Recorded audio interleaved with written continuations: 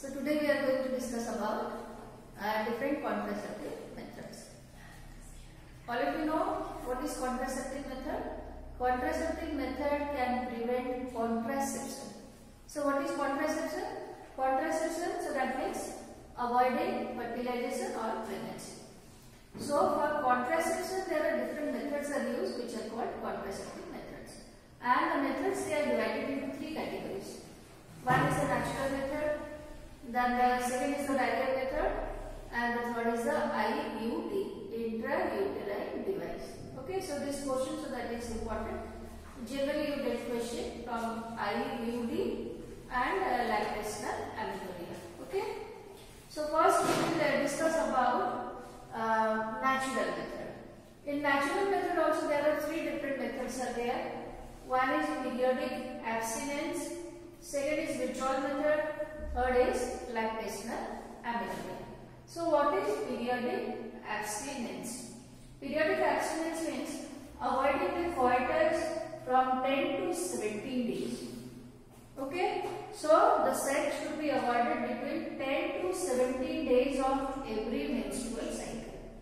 Now all of you know that on 14th day there is ovulation. So what is ovulation? Ovulation means release of ovum from ovary. And the ovum which is released from ovary, it remains in oviduct for 1 to 2 days. So the life period of the ovum in the oviduct is only 1 to 2 days. Up to 2 days it will remain alive. And what is the life period of sperm? So that is maximum 3 days. Alright. So if coitus is avoided from 14 to 17 days, these 3 days, 14, 15, 16 and the 17, if these 4 days sex is avoided, then there is no chance of fertilization. Okay, so that is called periodic abstinence. Then the second method, so that is withdrawal method. In withdrawal method, the copulatory organs that is withdrawn from the vagina of the female, and the sperm is not allowed to enter into vagina. If the sperm will not be allowed to enter into the vagina, then automatically it will not be available in the oviduct and there is no chance of fertilization. So that is called withdrawal method. The third method, so that is lactational amenorrhea. Now all of you know that after parturition there is intense lactation is there, and during the intense lactation period there is no ovulation or menstrual cycle. So neither no ovum is produced or released from the ovary, and the menstrual cycle is also stopped. So this is called the safe period. And also because this is a natural method, there is no chemical or no other device that is used in this method. So also you can find out there is no side effect.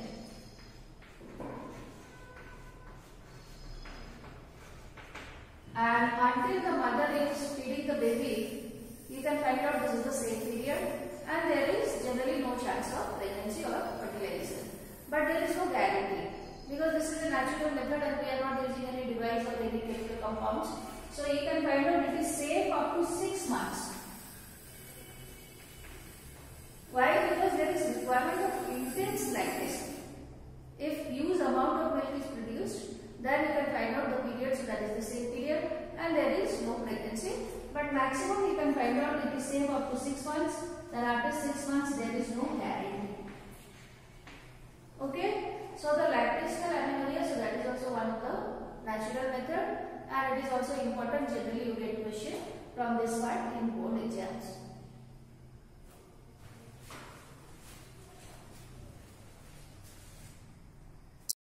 Now the second method, so that is barrier method. In barrier method also you can find out there are different devices are there which are acting as barrier, and it is preventing the sperm to enter into the female genital tract or into the vagina. So the barrier can be either condoms or diaphragm, cervical strap on the wall, or IUD, intrauterine device. So condom, so that is actually made up of rubber, and it also preventing the transfer of sperm into the vagina of the female.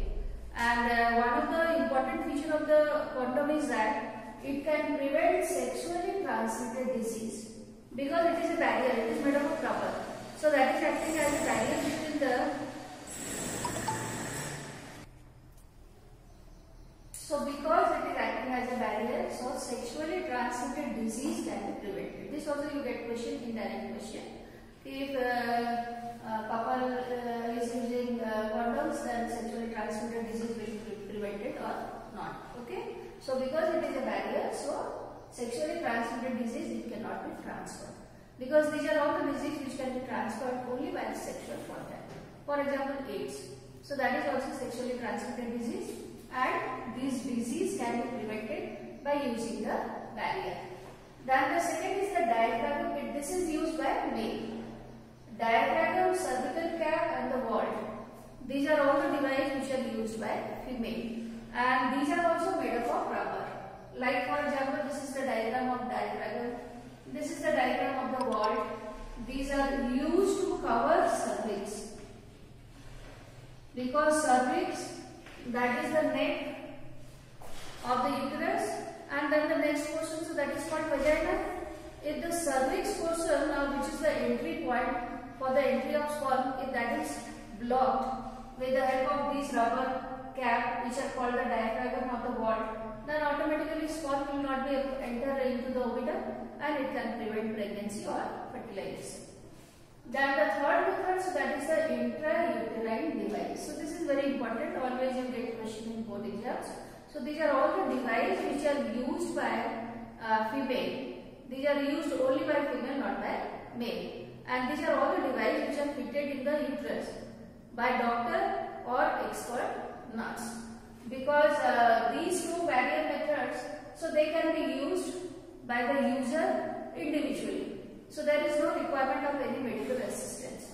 But suppose you want to use the intrauterine device, then there is requirement of doctor or the nurse. And because it is fitted in the uterus, so it is also preventing the entry of sperm into the oviduct. So it is also called a barrier method. And IUD, now the question is how it is preventing the process of fertilization. Because these devices which are made up of either plastic or the copper, now because these are the foreign material in the uterus, so it can cause the inflammation of endometrium, and the endometrium will prevent implantation. Because you know that after the process of fertilization, the embryo, it is getting fixed to the wall of the endometrium, and if the implantation, so that is prevented, then there will be no pregnancy. So this is the way how the IUD is working. IUD, there are three types: non-medicated IUD. The example, you have to remember the example, so that is the lips loop, no medicine or the no chemical compound, so that is used in this kind of the IUD. So the example, that is lips loop. The second is a copper releasing IUD. Copper releasing IUD, the example are, you have to remember, so that is copper T, copper 7 and multi-load 375. Why the name is given copper releasing? Because these IUD can release copper ions. Then the third, so that is the hormone releasing IUD. Hormone releasing IUD, it can release hormones. So either you can find out the hormone is the estrogen, or that is a combination of the estrogen and the progesterone. So because these IUD are releasing hormones, and hormones are preventing the process of ovulation. So these are the different way how the IUD are working.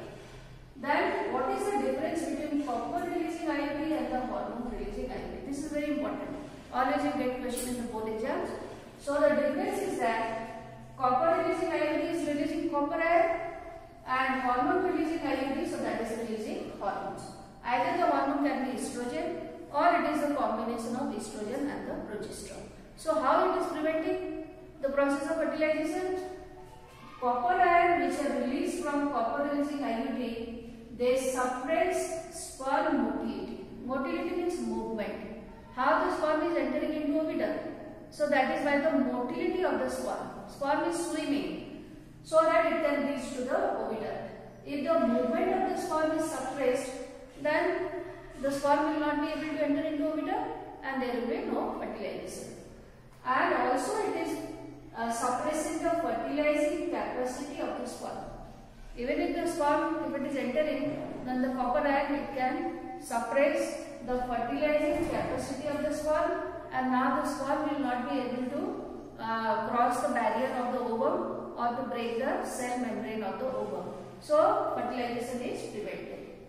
Then hormone releasing IUD, where the hormones are released, the hormones, they are making the uterus unsuitable for implantation. So even if there is the fertilization, then after the fertilization the embryo will not be able to fix to the wall of the endometrium. So implantation, that is prevented, and also it is making cervix hostile for sperm. Now the cervix, so that is unsuitable for the entry of the sperm, and the sperm, they will be killed by the process of phagocytosis, because the phagocytes, they are present in the wall of endometrium, so that the sperms, they will be killed and fertilization can be prevented. So these are all the difference between copper releasing IUD and hormone releasing IUD.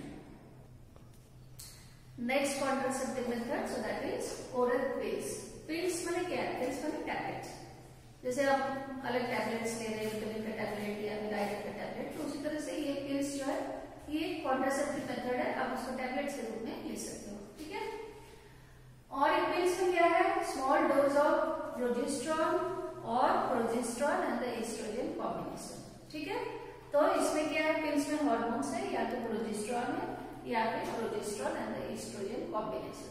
तो naturally ये किस तरह से prevent कर रहा है fertilisation को? Ovulation को रोक रहा है. So there is no release of ovum from the ovary. Oral pills, they are used by female. They are not used by male. They are only used by female, and used in the form of tablet, so called pills. Because we are using in the form of tablet, so the name is given oral pills. Taken daily for a period of 21 days. So every day one tablet is taken by the female for 21 days, and starting from the within the 5 days of the menstrual cycle. Because the menstrual cycle, I had told you, it lasts for 3 to 5 days. So within these 5 days, female can start taking pills, one pill every day. Then after 21 days, a gap of 7 days is given. Then again, if you want, then you can start the pills. So how it is preventing fertilization? Inhibit ovulation, release of ovum from the ovary, and implantation. Implantation means fixing of embryo to the wall of endometrium. And also alter means changing the quality of cervical mucus. Mucus, you know, so that is a slimy substance. In the cervix also mucus is present. So the mucus, so that is preventing the entry of sperm in the cervix. And if the entry of sperm is prevented, so if the entry of sperm, so that is prevented in cervix, then the chance of fertilization, that is very low. So this is the way how the oral pills can prevent fertilization or pregnancy. So what are the advantages of taking oral pills? Less side effect. For example, when IUD are used, then you can find out there is itching or inflammation in the uterus, because that is a foreign material in the uterus. But here in case of the pill, you can find out there is no side effect, or if side effect is there, then it is very less. And it is a very effective contraceptive method, because in contraceptive method guarantee should be there. If there is no guarantee, then using the method, so no benefit will be achieved. So Cialis, so that is the new oral contraceptive, and you remember this is a non-steroid combination, because in the hormones also, hormone is also classified into steroid and the non-steroid, and this is a non-steroid combination. And once a week pill, in a week only you have to take only one tablet. In the normal oral pills we have to take one tablet every day, but the benefit is that here you have to take only one tablet per week. So that is the advantage, and also it is very effective contraceptive methods and less side effect. So these are all the different ways how the pregnancy can be avoided.